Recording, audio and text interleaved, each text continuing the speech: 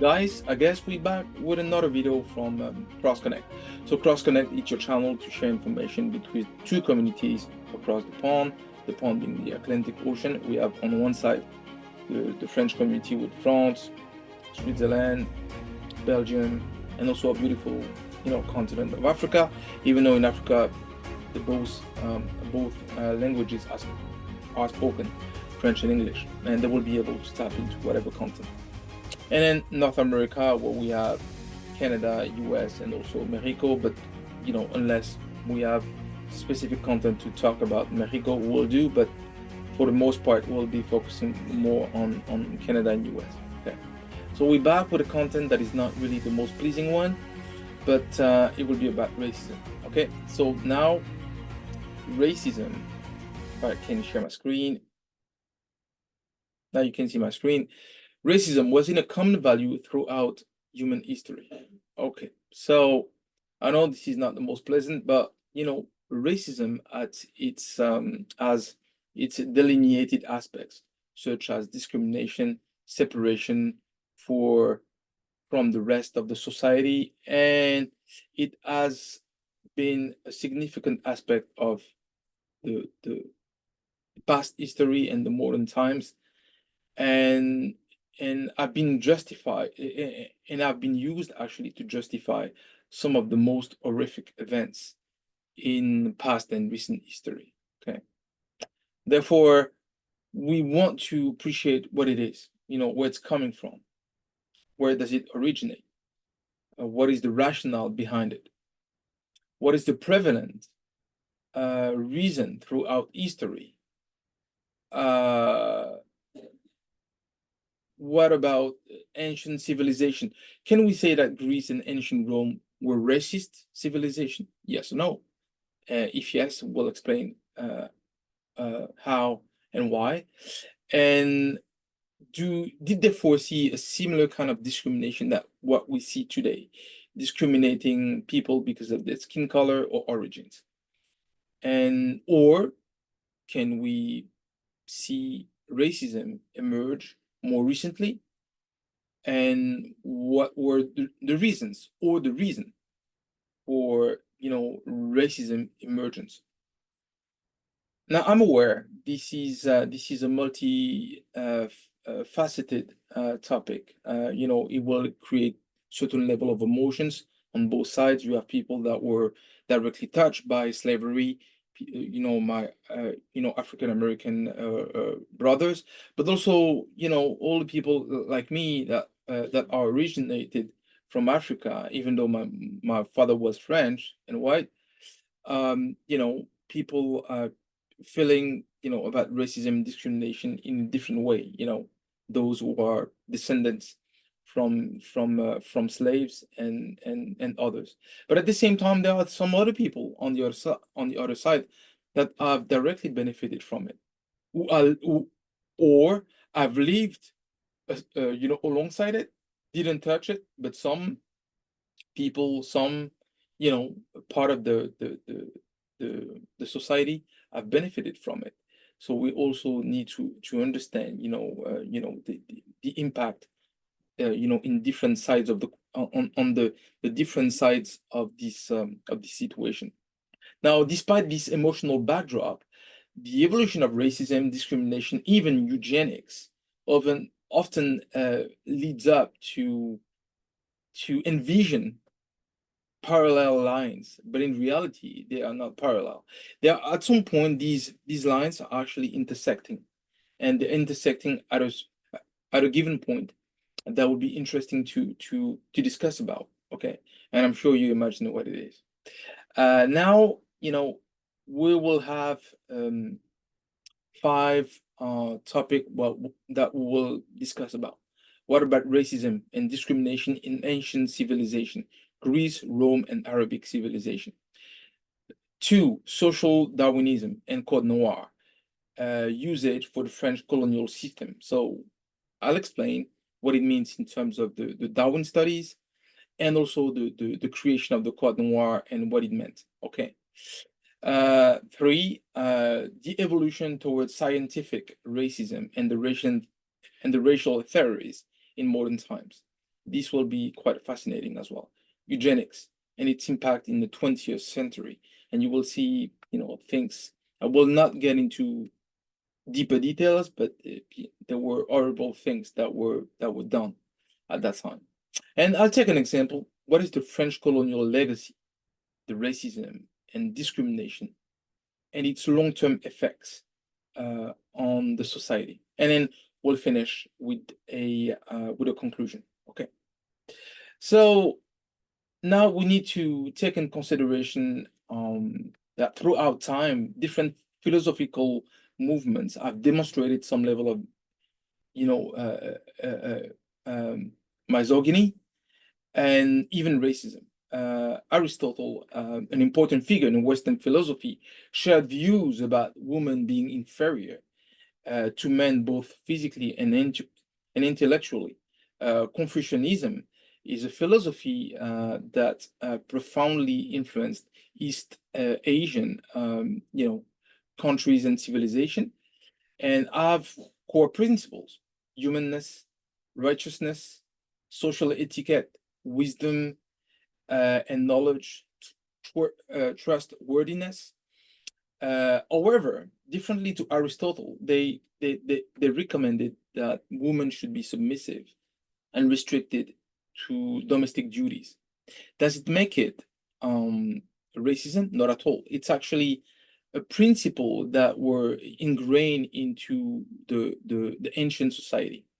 These societies don't exist anymore, but they have progressed where we are today with some level of equality between men and women. Okay, so now if we look into more recent philosophical movements, we can say that social Darwinism provides a loose ideology that was inherently employed to project the notion that societies and races were in a state of survival, resulting in a perception that certain races were more well equipped than others, which led to eugenics. And you will see that, during the conversation we'll have about this. I'd like to reiterate something, that the objective of this video and discussion is not to assign blame to any individuals or race, not at all, but rather to emphasize the significant negative consequences racism had on our human society, and the challenge it presents today for us to coexist in harmony and to find a way to create more greater good for the benefit of the human brotherhood. Okay, I would like to remind all of us that there's a path forward. We simply need to walk it. Okay, not so long ago there was a man, a great man, who had a dream, and he was also close to another great man that was assassinated in 1963. And I'm adamant about this dream, and I believe that that human society is unquestionably a family, and not less than that. We are a family. We all share something together that is a beautiful planet, and diversity is rich for a reason. So let's enjoy it. So I'll see you in part one, which will be about the prejudice and discrimination in ancient civilization. See you in part one. Thanks. Guys, I guess we ready for part number one. So part number one, to recap, it's so part number one, what about racism and discrimination in ancient civilizations? Was this something existing in ancient Rome and ancient Greece?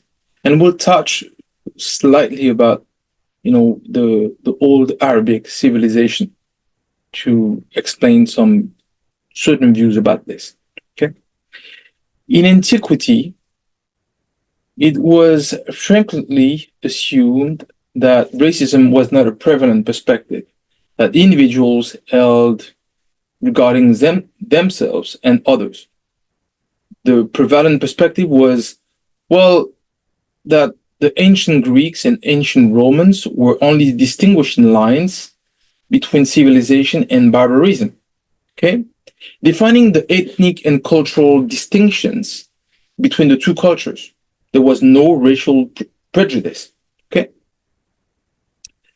but the systematic analysis of both, racism and stereotype provided by Benjamin Isaac with his conception of racism in classical antiquity reveal that some of these elements can be described as proto-racism. Okay, so what is proto-racism? Proto-racism is viewed as this earlier version of racism, served as an inspiration for the early modern authors, okay, subsequently developed the more well-known racist concept that we all know today. So the quest for proto-racism in ancient human civilizations such as Rome, Athens, or eventually, we can imagine other civilizations of that time, was frequently motivated by cultural, ethnic, and religious distinctions. Okay? It is evident that it is significantly distinct or separated from modern racism, which is defined by the belief in the inherent inferiority of specific races and the use of pseudo scientific justification to bolster that view. Okay. Therefore, can we say that it is possible to assert that racism was prevalent in ancient human civilization in the same way as it is today? Well, the ancient Greeks and Romans, in fact, distinguished themselves as civilized and others as barbarians. Okay, they were not advanced civilization in the same way as they saw themselves. However, the short answer is what is not entirely clear. Okay, the concept of race at that time was significantly different. It was primarily founded on cultural, political, and social distinctions rather than biological ones. You see what I mean? Because now we're using traits like, skin color, origins, physical traits, and characteristics. Okay. Simultaneously, the distinction between civilized and barbarian societies was significantly blurred by cultural interactions. You had the intermarriages, you had the fluid boundaries between the two sides because conquered people were actually joining the civilization after. Like when Rome was, doing war for conquest. So basically, when they were conquering some terrains or some countries or some regions, basically what they were doing, they were inviting the high level of that society to join the civilization of Rome. Okay. So it's not uncommon for individuals from barbaric background to be granted citizenship as a result of their birth, culture, language, and also military service. So we can see examples in ancient Rome where you could see conquered people that joined the army and became general.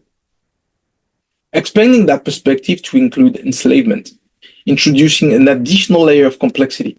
Because if you think of it, there were numerous justifications for slavery, including debt, status of the conquered individuals, if they were part of the high society or part of the aristocracy of that society, then in that case, they were not being bounded to slavery. In spite of these factors, skin color was not a stumbling block to citizenship or enrichment. It means that if you were even different, if you were even a slave initially, you could become something like a real citizen and you could enrich yourself. Okay. However, there were other forms of discrimination and inequality, particularly in relation to women, who were generally afforded less opportunity than males. Okay. So if we think of it, it will be a little bit unjust or unfair to discuss ancient civilization without discussing about the Islamic empires or the Arabic empires and their expansion, as they were frequently identified as the significant component of slavery for ancient civilization, not only for Black individuals, for all individuals. In reality, the circumstances were actually quite identical. If you think of it, in comparison to Greeks and Romans, the Islamic and Arabic civilization were exceedingly sophisticated. They were exhibiting a profound level of refinement in the fields of science, astronomy, poetry, and the arts. Okay, painting and then sculpting. Although it is impossible to discard the fact that slavery was a significant aspect of the society, the same as the Romans and the Greeks.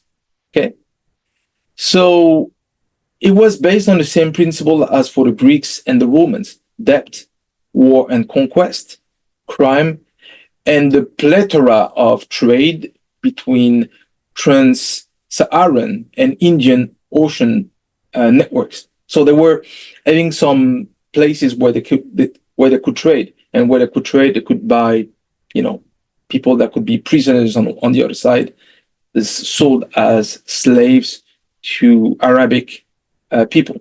Okay. Now again, the answer is a resounding yes.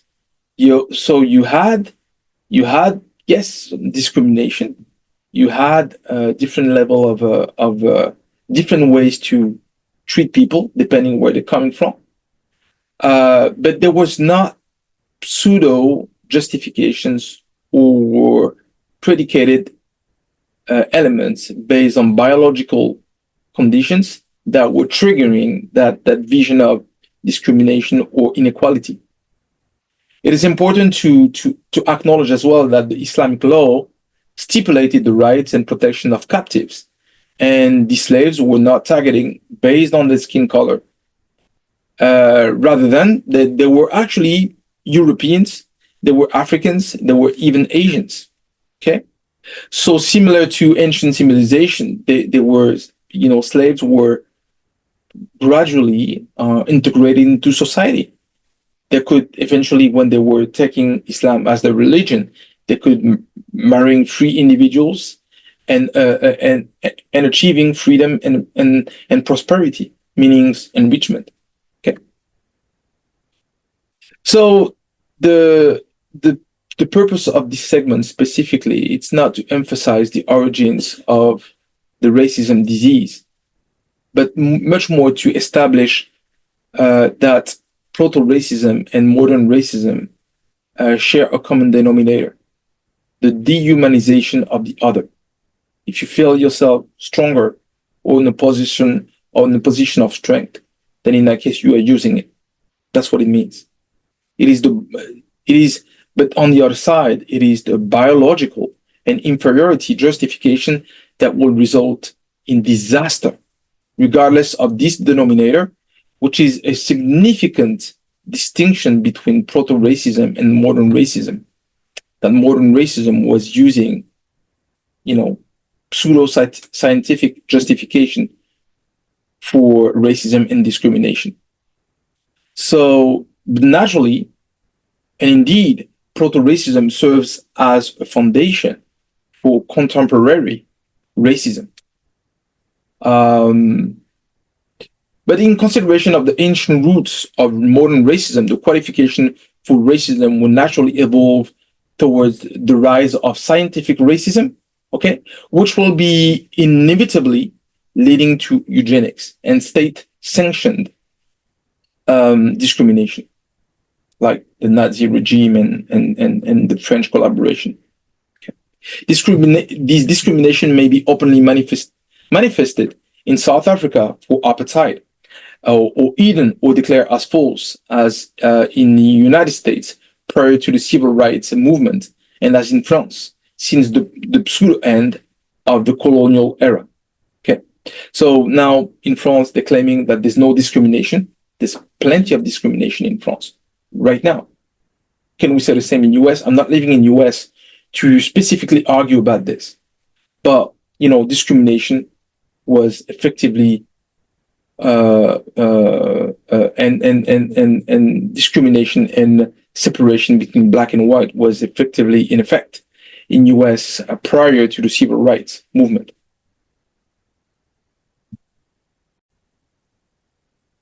Okay, guys, part number 2. There was a mistake on the intro of the subject when I was saying that part number 2, there will be social Darwinism in it, but actually we'll be talking about the evolution to modern racism. And as you can see now, let me share my screen. You will see that this is what we're going to talk about. So we're going to talk about the evolution to modern racism and the Code Noir's usage for the French colonial system. Okay, so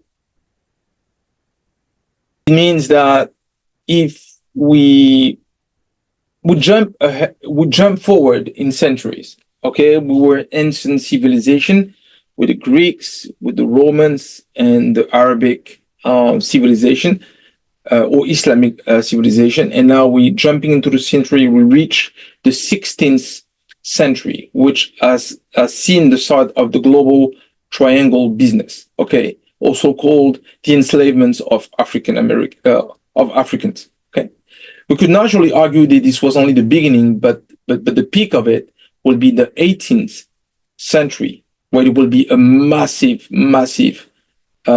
business that will be taking place. Okay, then even the French Revolution realized that it was too inhumane and decided to abolish it. And the great Napoleon Bonaparte, seeing that it was too good as a revenue stream, decided to reinitiate it. Okay, so we'll talk about it later. But let's stop for a second in 16th century. As a context, sorry, we need to appreciate what at that time the Catholic Church was, that the Catholic Church was the dominating body for religious sanctity and was often used as a reference to understand the natural laws applicable on earth. Okay, so you need to accept something that because of the Catholic Church was having a vast level of influence on the political system in Europe, and was actually making a lot of alliances with different kingdoms in Europe, notably France, Germany, Spain, which was aligned with Germany, and also with England. Okay, so now how can we understand, how can we say that Vatican or the Catholic Church endorsed slavery and explicitly was saying, well, you have the right to enslave everyone you want? Well, it's not really that simple. Okay, we need to understand the different aspects. First of all, the great chain of being. Okay, the Catholic Church had a hierarchical view of the universe, therefore placing the humans at the apex of this concept. Okay, this concept, without specifically citing any race, was putting human on top, and there was no definition of the race on top of it. Okay, but it was a hierarchical system in their view. Okay. Second, natural law. Catholic Church provided the idea of natural law, where divine order was governing the human society. So to justify existing social structures, typically the aristocracy, the clergy, and the third state, also called the plebs. Okay, the plebs were basically the middle class and the lesser class. Okay. Third, religious conversion. There was this notion of bringing civilization to barbarians. So in that view, Christianity will be brought to others, inferior civilizations, such as South America and Africa.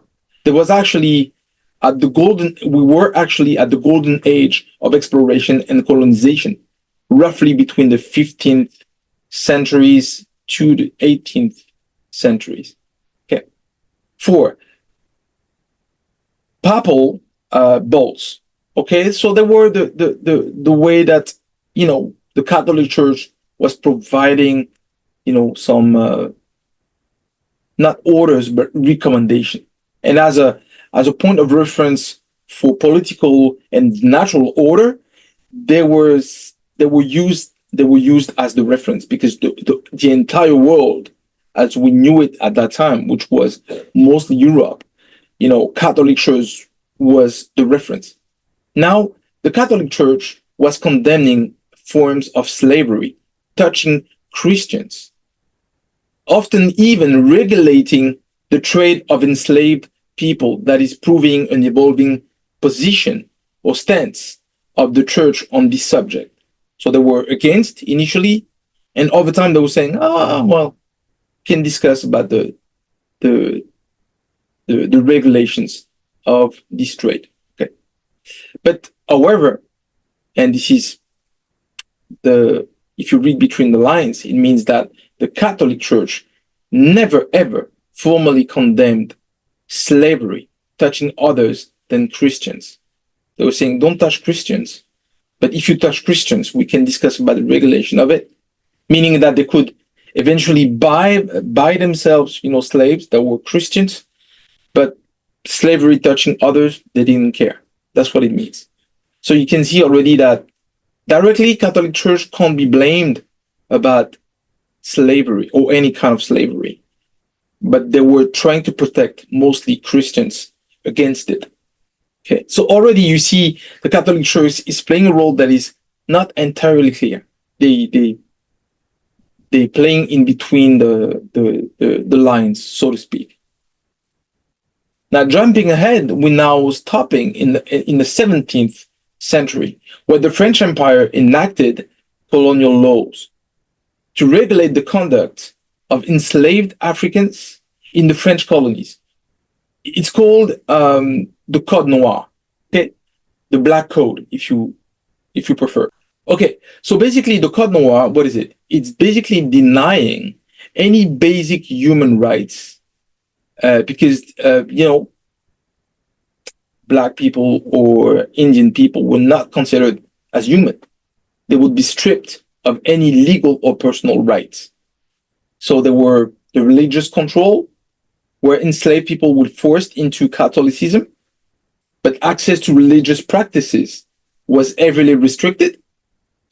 Okay, marital restrictions, marriage between enslaved people was prohibited, and the children by parent-child relationship were automatically considered objects or slaves. Okay, but literally objects. If an object doesn't do what you want, you punish it, you torture it, or you kill it. That's what it means. Brutal punishment. I will save you from any details, but if you search for the Code Noir or the Black Code about the French colonies, you will be horrified. This was really inhuman. Really would, in the worst possible terms, it was inhuman. So basically, it was torture and execution from the most horrible manners. That's what it means. Okay. So you can clearly see that the Code Noir was a rigid definition of the racial definition provided by white colonists at the apex of slavery, and white colonists at the top, at the apex, and enslaved African at the bottom, okay, at the very bottom. So if you think about it, if you know history, you know that in the Middle Age, there was something equivalent. Wow, right? So in the Middle Age, you had basically the creation of aristocracy, with the lords taking full advantage of the serfdom and the villeins. The main difference, there were the serf and there were the villeins. The difference will be that the villains were less numerous. They had liberty to marry for justice and to be treated with faith when they were facing the law. The serfs were actually ancient slaves that couldn't marry, facing a lot of restrictions and taxes. But the two of them, villains and serfs, were at the bottom, and at the apex was the lord, the duke, the count, or whatever other aristocratic titles that they had, prince or the king, right? So as you can see, both the Catholic Church and the Code Noir established a rigid racial and social hierarchy with either enslaved Africans, but also if you look prior in the Middle Ages, like after 1,000 years after Christ, you could see the peasants, the way they were treated by the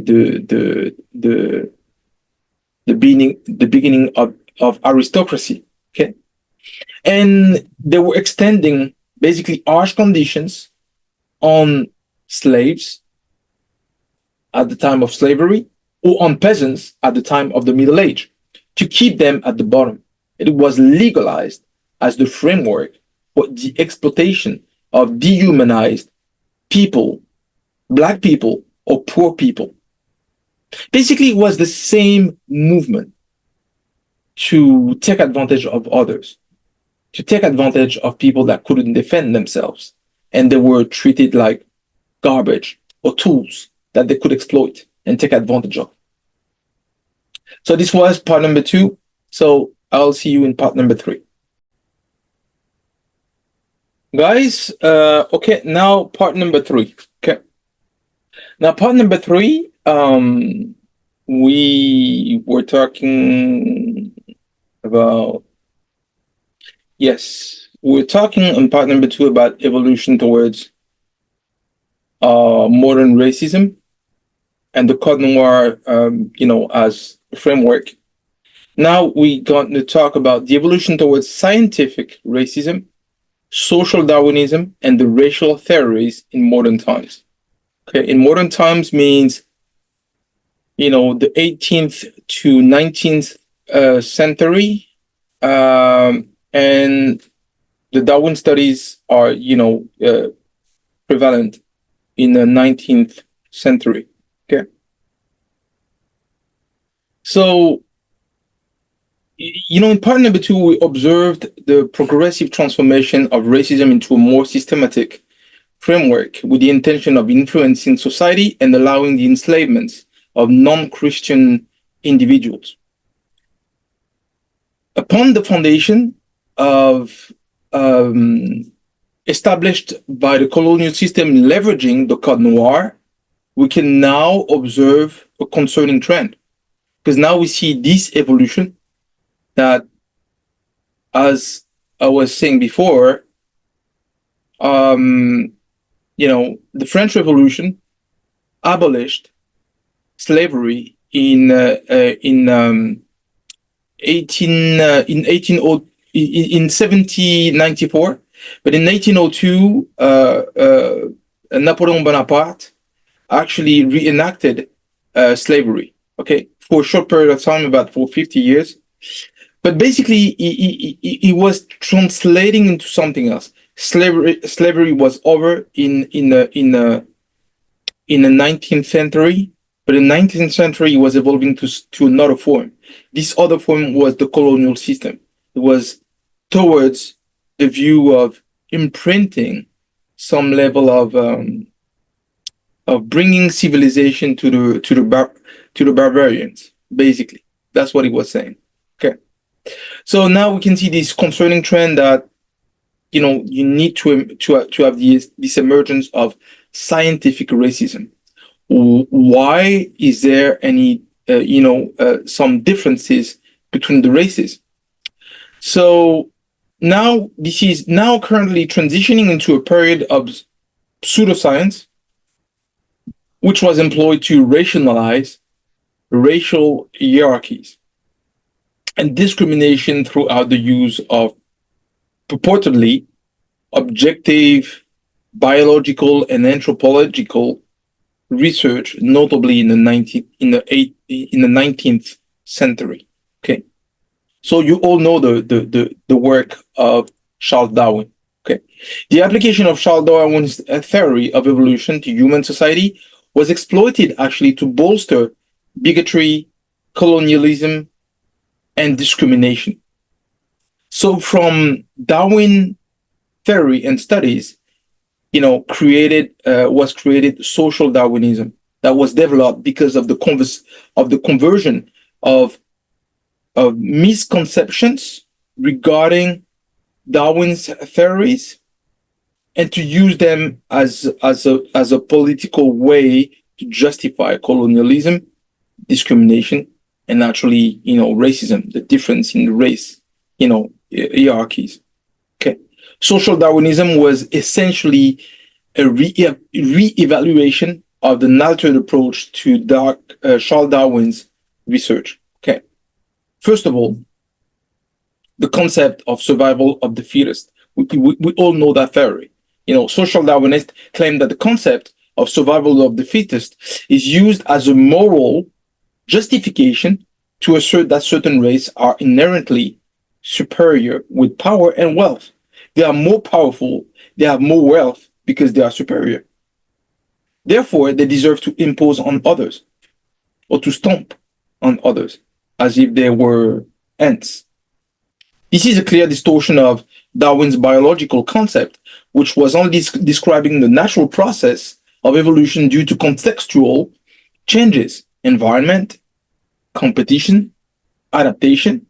But there was no moral implications, no notion of races or skin color that will be justifying that the one that is actually more powerful is actually the more the fittest in the competition. Secondly, some social Darwinists argued that certain ethnicities were biologically inferior and destined for domination from others, a concept known as inherent racial superiority.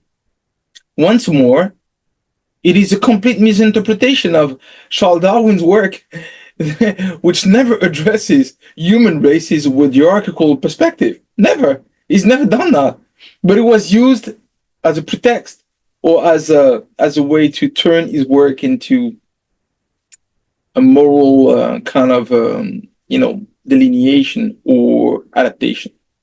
Third, social Darwinists frequently opposed social welfare programs as they believed that it interfered with the natural order to consider the complex factors that contribute to poverty and equality.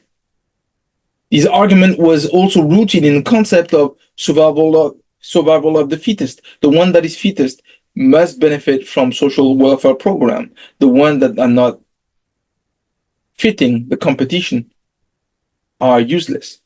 Okay?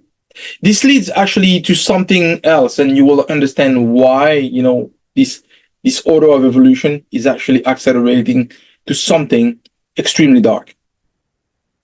Observing the methodology and mechanics of both nature and human society, Darwin studies are actually really good and fascinating if you think of it. However, social Darwinism was an harmful ideology that actually misused scientific concepts for ideological purposes. If you understand my view, this is the case in the late 19th and early 20th centuries. Social Darwinism was exceedingly prevalent, was extremely discussed and used as a reference. Regrettably, it resulted into an extremely dark event. So it will trigger something extremely dark and will get out of hand. And this will be part number 4. So stay tuned in part number 4. Guys, now part number 4. Okay, so part number 4, I'd like to think about the last video that I did about the 5 proof of you know, the 5 elements proving the God's creation, or God existence. I was mentioning about DNA, okay? And in that video, I was explaining that, between humans, actually we're sharing part of the genetic code. We're sharing 99.9% of the genetic code, and we all have that in common. Wherever you are, if you're in Australia, if you are in South America, you are in Europe, you are in Africa, you are in North America, we all 99.9% genetic code in common. So only 1.1% is separating us. Okay. The other part that are actually separating us will be the soul, of who you are, right? But it proves that there's no superiority between, or differences, significant differences between races. There's nothing that is proving that. But this is why this part is really interesting, because now we're going to talk about eugenics. So as I was saying in part number 3, I was saying that the view of social Darwinism was leading to something extremely dark, to something that would be triggering a set of events that would be changing fundamentally, the human society for a long period of time. But it was, to me, it could be identified as a dark age for humanity. When we're thinking that we can kill my brother or my sister because they are different, this is a dark age of humanity. If we believe that we are so great that we have the right to kill, to torture other human beings, this is what animals do, without remorse. If they have to kill a competitor, they do it because of the sense of competition. But we are 8 billion on this planet, and it's like there's no place for one another on the planet. We have to stomp on others. We have to kill each other in order to exist. It's really the definition of dark age for the humanity, in my perspective. Okay, so now part number 4, that's what I was almost alluding to my conclusion, but my conclusion will be touching these elements. But anyway, yes, so let me share my screen. So part number 4, eugenics and its impacts in the 20th century. Okay, eugenics is really dark, and you will see why. Okay, so now it is evident that a narrative is being presented to us. The ancient origins of racism, the colonial era, and the codification of racism, the emergence now of pseudoscientific based racism, and the dark aspect of it. And the dark aspect of it are really eugenics and state sanctioned discrimination.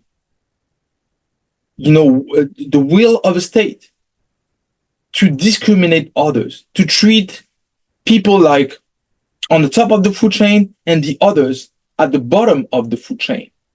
And this is really the worst of the worst, because it means that the society is being imprinted with a vision provided by politics, by the political figures, using false information to push a narrative. Okay? So this is, I suppose I will be humbly describing eugenics to illustrate, to use eugenics and attempting to illustrate how it was possible to connect it to the Holocaust caused by the Nazis, and further translate into current form of racism, and also mass murders that we've seen in the 20th century and throughout the 19th century. Okay. To be honest with you, I'm not really enthusiastic about discussing that matter, I'm of the opinion that humanity is a brotherhood and that we should be regarded others with equal respect, empathy, friendship, and we all have something in common. This magnificent blue planet. If we were to lose that, it would be terrible. If we were to lose, the beautiful environment and rich and diverse environment we have, it would be extremely sad. Now, eugenics. Eugenics has been largely rejected when considering more than just the way in which words are used. Okay? However, its views and its impact have been tremendously profound. And as previously stated, I don't take any pleasure of discussing that subject because that subject is really, really dark in my view. However, it is crucial to address this in order to gain a deeper understanding of what racism is today, not yesterday, because in the past it was different.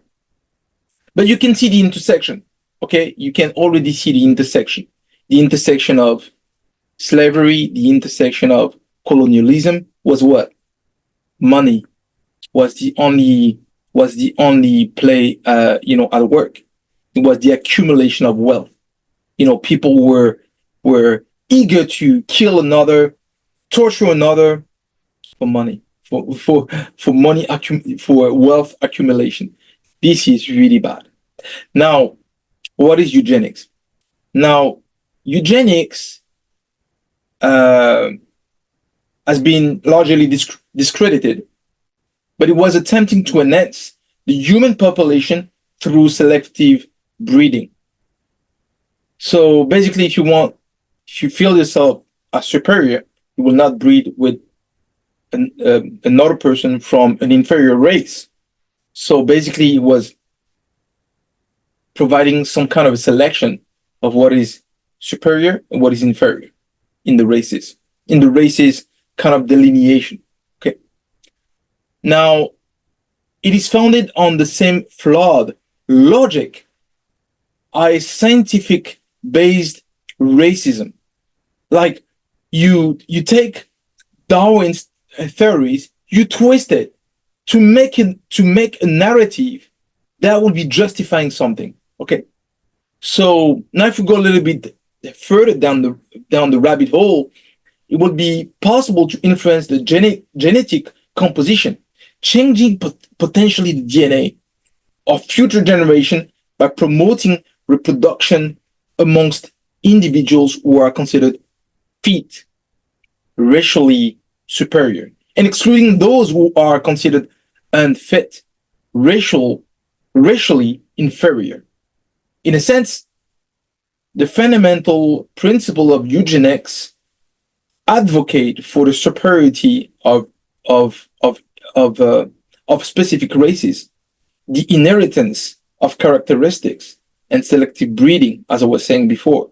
Naturally, this concept resulted in catastrophic repercussions for individuals and communities, as well as widespread discrimination and human rights violations.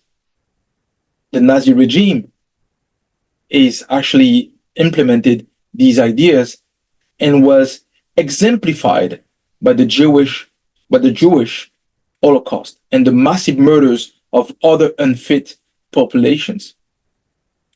As previously stated, I take no pleasure whatsoever of discussing that matter, that subject. However, it has resulted in severe repercussions for the human society and continue to have an impact to this day. To this day, the notion of today's racism is based on these notions, even though they are entirely false. Entirely false. There's nothing that creates some base on which you can validate eugenics, social Darwinism, and the hierarchy of races. But regrettably, this is the situation. The repercussions of proto-racism, the creation of notion of separation between civilization and barbarism, Modern Racism with Framework for Racism and Discrimination, Eugenics, and Social Darwinism are still being felt in the structures and attitudes of our society today. Now, examples include the perpetuation of stereotypes against specific human groups, the impact on healthcare, genomics, and genetic engineering, as well as discrimination and inequality. Although eugenics and social Darwinism have been largely rejected in all societies, but this is still in the mindset. This is still in the brain.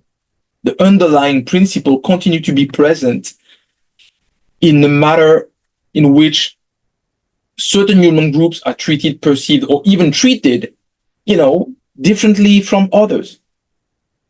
I will elaborate on this on my conclusion, but I will provide an example of what happened in France to explain what will be the ramifications of these notion of discrimination, pointing the fingers to certain communities and treating them differently with disdain, and more than disdain, sometimes even exclusion. I don't care about this. I'm doing this video because I want to share a vision that is really the fact that I consider this planet and all brothers and sisters as part of the human family. We will never develop the true capacity for greater good for the entire human species if we persevere on this path. This path is the path of Satan. It's the path of something extremely bad that might happen over time, that might generate into something where communities will not be able to live with one another anymore. And this is really what could be our future if we don't pay attention. Okay. Now, part number 5, I will provide an example on how France has been subjected to such ideologies and is currently paying the price for it. So as bad as you can be, as bad as you will have the reward. The reward will be extremely bitter, will not be pleasant, will not be sweet as the milk and honey. It will be extremely bitter, extremely not pleasant to swallow, none whatsoever. When you take a medication, is that really pleasant when you take a medication? Extremely bitter. You take it because you know you're going to feel better because you have a cold, you have something, you have a condition, so you take medication. But if the medication is not pleasant, you don't take pleasure in it, right? That's the same. When you treat, it's about action and reaction. So you take people, in a bad way, it will come back as a boomerang with 1,000 times the effect. And this is what we're going to discuss about, in part number 5.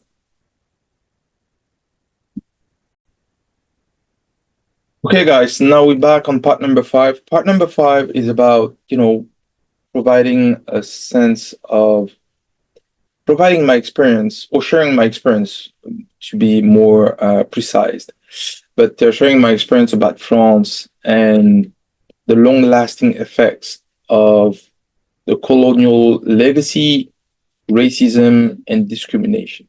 Okay, so as you can see, this is what I want to share with you guys. Is I'm uniquely positioned to offer some perspectives about the history and current state of France about racism and discrimination, as I was born there and raised in France until being an adult, and I could travel in different places: UK, US, Canada.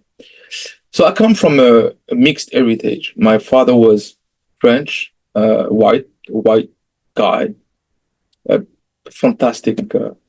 My father was a fantastic human being, and my mother was she was from Cameroon in Africa. Despite the fact that France is one of the most beautiful countries on earth, I personally had bad taste about my experience and the way I was experiencing, life in France due to the long-lasting effects of racism and discrimination. Even though I was mixed, it didn't change that, they couldn't see me as white, so to speak. Therefore, there were some elements of racism and discrimination naturally. So this is my personal analysis. Some people might disagree with me. That's fine. But once again, it's entirely my personal analysis of the situation, and not something that I've read somewhere. But it's my personal taste, my personal view on that. So there's a complicated story about France, about the religious intolerance, and the massacre that exists between, that was experienced by the Protestant minority in France in 1572 during the Saint-Barthélemy massacre. During a night between, there was a marriage between the Henry IV, a former Protestant, who was going to be, married to Margaret de Valois, a Catholic, and making him the new king in France. After the massacre of, the Saint Barthélemy, there was an edict of Nantes that was promulgated in 1598, if I remember correctly, to allow, the religious tolerance in France, to allow Protestant to practice their religion, or to any other religions. It could be the Jewish religion, the Protestant religion, or the Islamic religion, to be practiced freely. Now, the grandson of Henry IV, Louis XIV, his grandson actually banished the Edict of Nantes in 1686 or 85, and by de facto, the people that were not Catholic were expelled of France. But it was already showing some kind of a refusal from the elite to allow, a certain level of openness and tolerance against others. This is just an example, but it kind of showing something that is underlying. And at the same time, you can see that, for example, slavery was abolished by the French Revolution in 1794, and but the dictator Napoleon Bonaparte re-established slavery in French colonies to ensure a consistent revenue stream from the French colonies. And this will benefit naturally the French economy, and personally him, I would imagine, as he was extremely corrupted. And slavery was ultimately abolished definitively in 1848. Okay. Now, if you think about it, there's a long and deep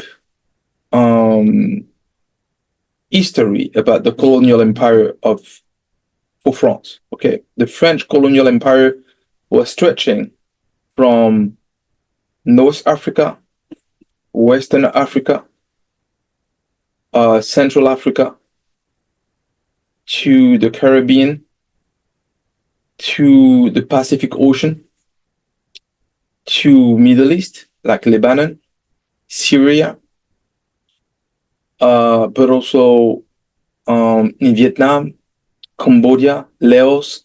So you imagine the stretch of the colonial empire of France was massive.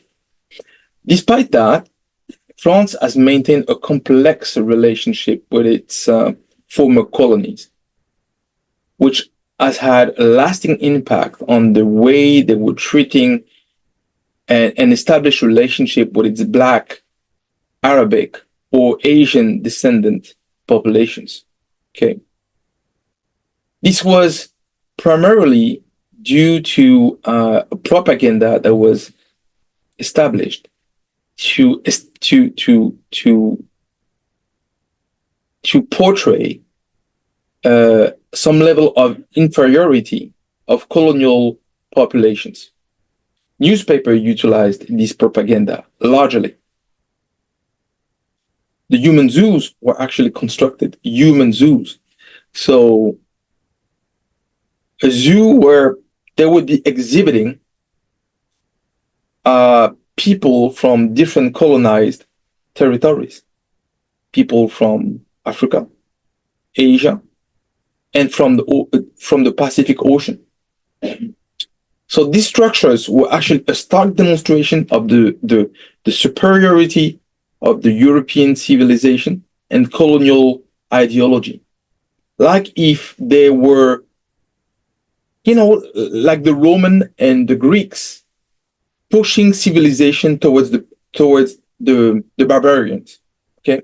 You want to fight against barbarism, then in that case, you push civilization to them. But they were no more than animals.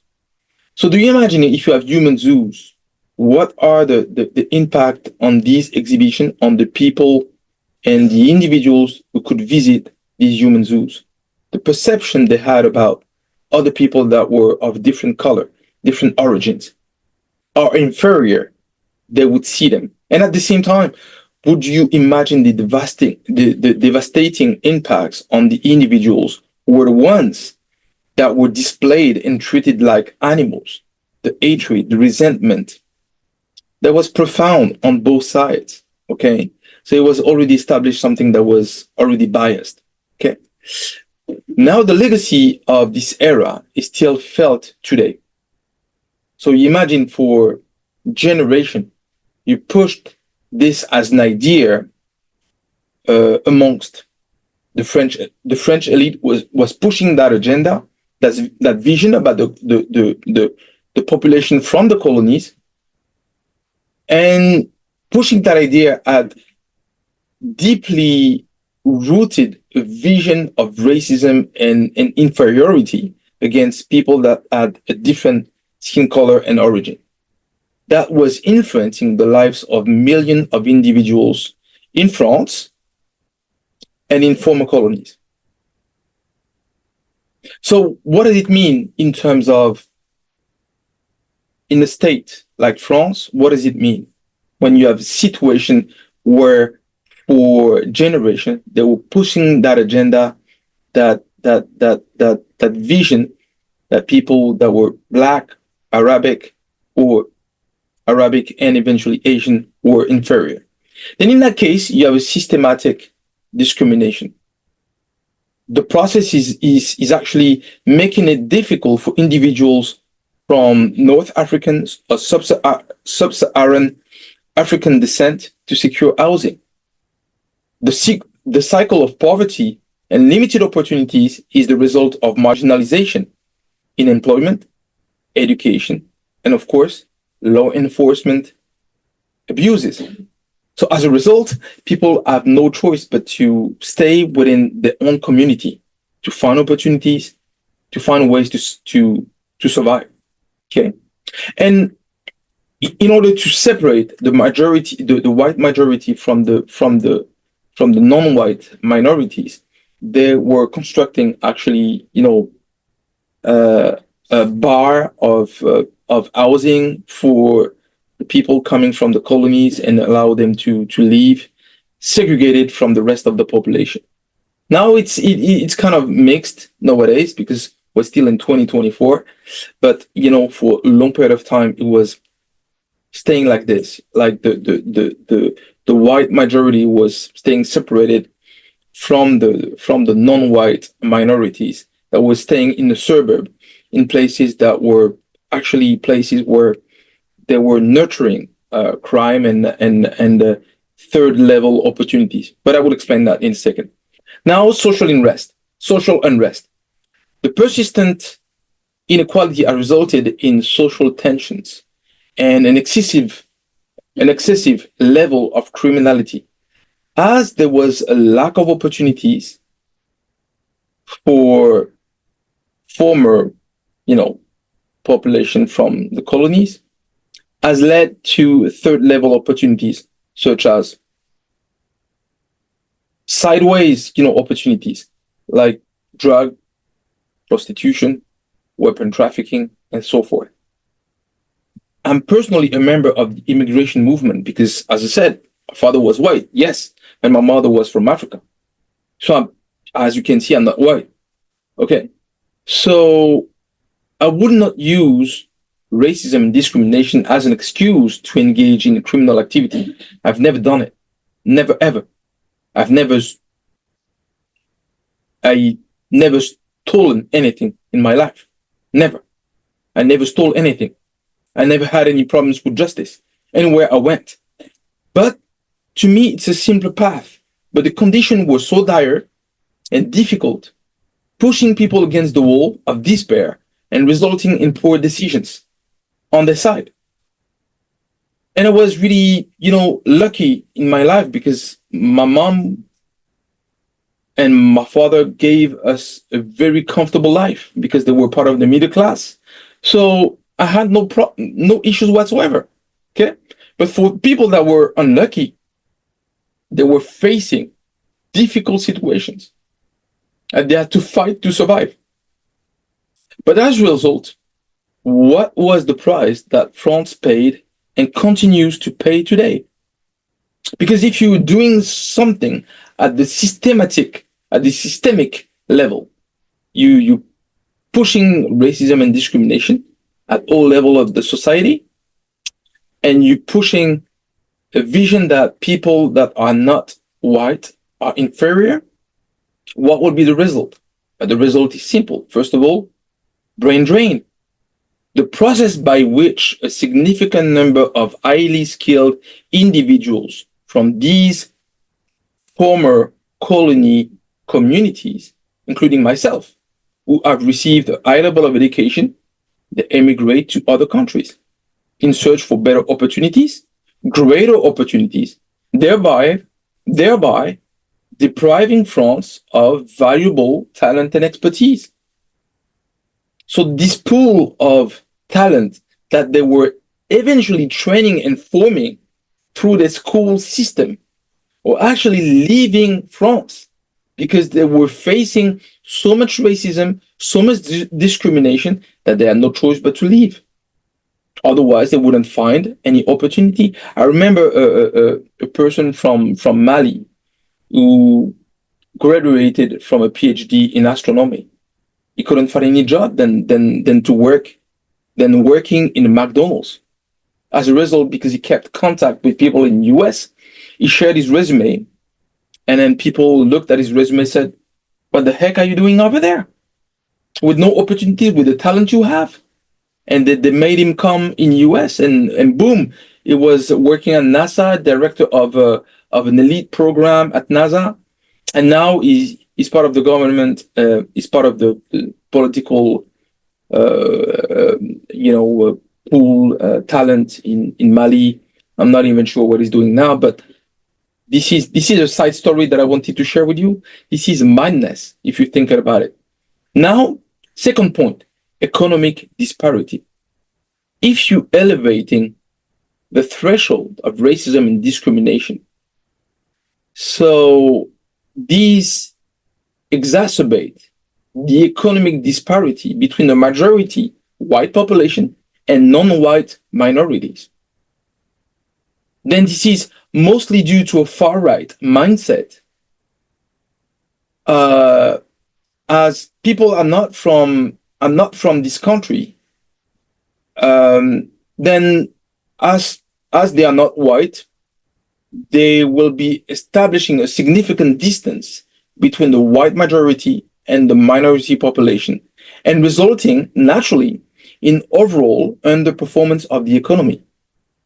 Because think about it, this has really transformed individuals who could have contributed to the development and growth of the French economy, and you turn these individuals as a burden to sustain, because naturally they don't work, but you still have to sustain them. You still have to support them socially. You give them social support, social benefits in order to continue to live in a country, but they don't contribute by themselves. They are a burden to sustain. And as a result, as they don't have any opportunities, what do? They go into crime. They do into drug. They go into prostitution. They go into terrorism. Do you imagine people that were born in France turn to terrorism in France? This is madness. This is totally madness. Now, third, lost economic potential. If you're extending the perspective of the brain drain and economic disparity, it is essentially excluding a large segment of the population from fully contributing to the economy in direct, indirect taxes. Consequently, what are you facing with? You're facing with France would be actively losing economic potential for countless talented individuals who possess knowledge, different capabilities that are literally an untapped pool of individuals that are left alone, completely ignored. In my opinion, this is primarily due to the French elite failure to demonstrate human wisdom, vision, and pragmatism. Because they imagine the money that is lost, the money that is injected to keep these people quiet, although they don't contribute whatsoever to the economy.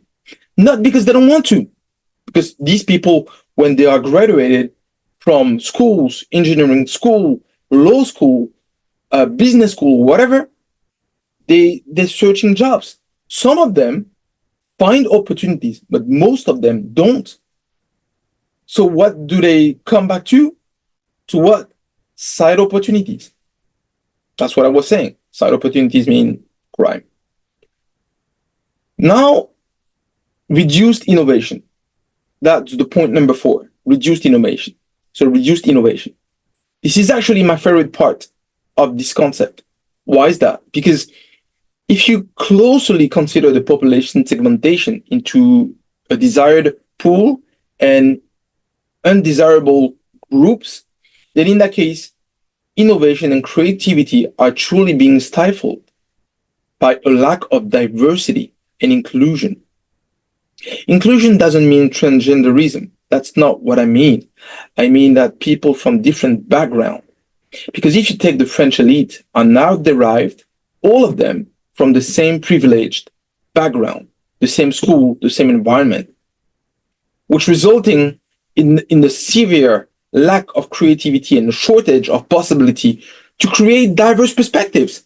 It means if you take people coming from the same room, they all have the same experience of the room where they come from. But if you take people from different rooms, so then in that case, they have more to share. They are more to share in order to create essential capabilities for problem solving and the development of fresh and new ideas. But if you if you create consanguinity, then in that case, there will be the level of innovation will dry up naturally. Okay. Now the burdened social cost. Now consider the cost. Now consider for 1 second the cost. Consider the expenses associated with social unrest, crime, related issues that are intrinsically linked to social inequality. Consequently, resources that were supposed to be diverted in areas meant to promote economic development, innovation, and even creativity in industry, in technology. Rather, France has evolved into a land of limited innovation because of all this, where the elite and the financial elite or the social elite and the political elite profit directly from the masses. and provide little hope for a better future. Instead of engaging into creativity innovation, they prefer to just use the old recipe, like in the Middle Ages. In the Middle Ages, what they were doing, they were the aristocracy, the clergy, and the tiers état. And then basically the tiers état was representing 95% of the resources generated by the country, and only the 5% left were eating from the 95% that were producing the richness of the country. And this is exactly the situation right now. So they profit from the masses, provide little hope for a better future. So it is imperative, due to the current state of affairs in France, it is primarily the result of political figures that have been incapable, unwise, cowardly, and occasionally extremely stupid, as well as corrupted throughout the country's democratic history. For years and years and years. And this is the result. Now you see what I was saying about my personal perspective about France. And it's not about France itself. If you have a country that is eaten inside out or burned inside out by a disease such as racism and discrimination, that's the freaking result. A country that is dying. Today, France is dying. I'm telling you, if you search for information about what's happening in France, there's nothing else in France. No innovation whatsoever. Okay, so that's end of the part 5. If some of the people that will see that video disagree, I'm fine. And if you want to discuss about it, I'm really happy. Put a comment in, and then I'm really open to discussion. I don't have any problem to have people that have disagreement and to have, a cordial conversation. I don't have any problems with that. So now, next step will be my conclusion. It will be a call for unity in diversity. I guess, guys, what we wanted to finish now is simply with a conclusion. So we've been going through certain level of approach and information that you are at the liberty to check and verify, and always, I can omit some detail. What I wanted to highlight is, I was mentioning at the beginning of this video, I was mentioning about the point of intersection. I was mentioning that, yes, there was this view that the evolution of racism, discrimination, and even eugenics will be parallel lines. And there will be not necessarily points of convergence or point of intersection between these different subjects, as if they were, just, or perhaps not necessarily parallel lines, but something that will be a succession of elements that is progressing the view of racism, starting with proto-racism that have evolved into a complex system, a set of systems derived to create inequality that continue to plague today our societies worldwide. From the dehumanization practices of slavery and colonialism to the pseudo-scientific justification of eugenics and social Darwinism. But it leads to, this is the point of convergence. Now, this is the pursuit of power and wealth accumulation. And we see that sequence when we see slavery is ending. And naturally, right after slavery, what you see is colonialism. So as another way to exploit these people that we were just grabbing and sell it for profit. Now we wanted to exploit directly their resources. So you see, there's a continuation that is extremely insidious because you are using the same element of base justification to justify not only why you can dominate some people, but why you can impose on them, the logic of civilization to them by exploiting their resources with the colonialism kind of approach, where we're bringing, back again to the roots of proto-racism. We want to fight against barbarism, so we bring civilization to them through war and conquest. So there was not something different from what was happening in Rome and Greece. It was the same. Okay. So the pursuit of power and wealth accumulation are often been inextricably linked to the construction of racial hierarchies. So you see, once again, this is that view of the more people are inferior, the more I can exploit them and the more I can tap into their resources. But once again, this has a limit, because human beings often forget that we are finite on this planet. We come to end at some point, but whatever we accumulate, it doesn't it doesn't continue our lives. So, which means that everything that we have here, we'll leave it here. When we die, we don't even bring a sock with us.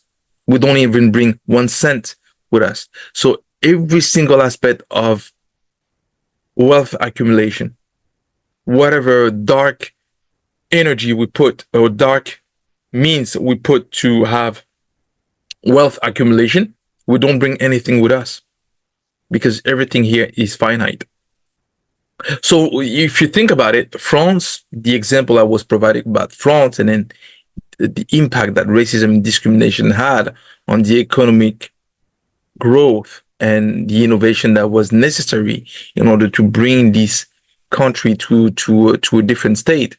It wasn't possible because France serves as a stark reminder of the economic and social cost of such divisions and separation due to racism and discrimination. Its historical entanglement with colonialism and the subsequent treatment of its marginalized populations underscore the enduring consequences of racial prejudice. This is a stark reminder. So the more you pursue this view of discrimination and separation, this is what you're facing. You're facing with a population that is feeling actually totally separated from the benefit of what the country is all about. The country is all about unity. It's all about a society that is working together for a greater good, and the greater good is shared amongst the citizen, but it's no longer the case. However, the recognition of these historical injustices presents an opportunity for profound transformation. This is where we have an opportunity of changing our art, our mind, our mindset as well. The illusion of racial superiority, once used to justify the exploitation and oppression, is now exposed as a false and destructive ideology. Extremely dangerous. As I said, this is eugenics and that sort of stuff is extremely dark. Social Darwinism. This is a manipulation. So true progress lies not into the accumulation of wealth for a privileged few, only a few of us on earth really accumulate wealth, but in the creation of a just, equitable society where diversity is celebrated and human potential is maximized. It's maximized in the sense of we're sharing information, we're sharing knowledge, we invent, we create together, not separated. By embracing our shared humanity and recognizing the richness and stems for our differences, we can forge a path forward